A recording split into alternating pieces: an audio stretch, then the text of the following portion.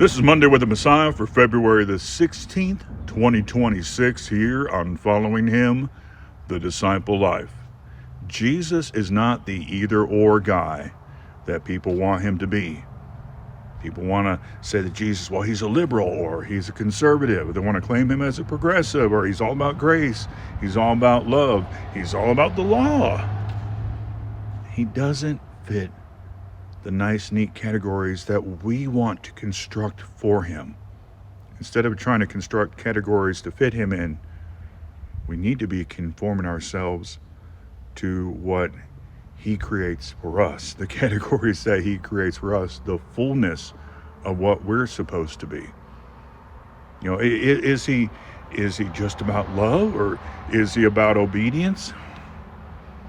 You know, in Luke 11:42, Jesus said, "But woe to you, Pharisees, for you tithe mint and rue and all manner of herbs, and pass by justice and the love of God. These you ought to have done without leaving the others undone." Here we have, this idea that these you ought to have done without leaving the others undone. So, yes, you should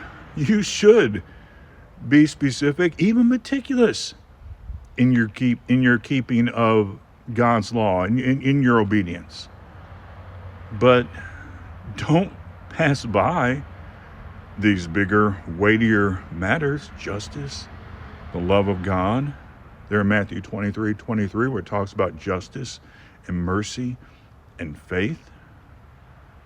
In John 1:14, Jesus, he's said to be full of grace and truth. The either or that people want to make about Jesus is not the picture of the Christ given to us in Scripture. The Messiah that extended mercy to the woman that was caught in adultery also told her that she was to go and sin no more.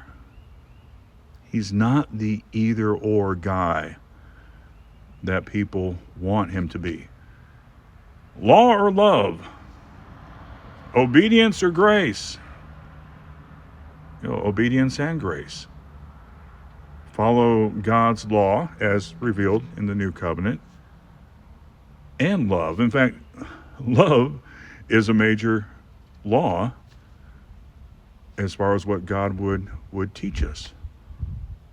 We try to make it an either or, when oftentimes it's a both.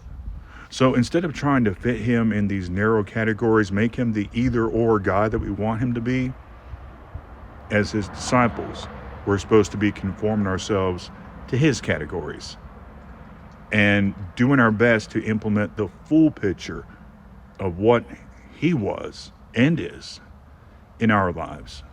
You have a great rest of the day, and shalom.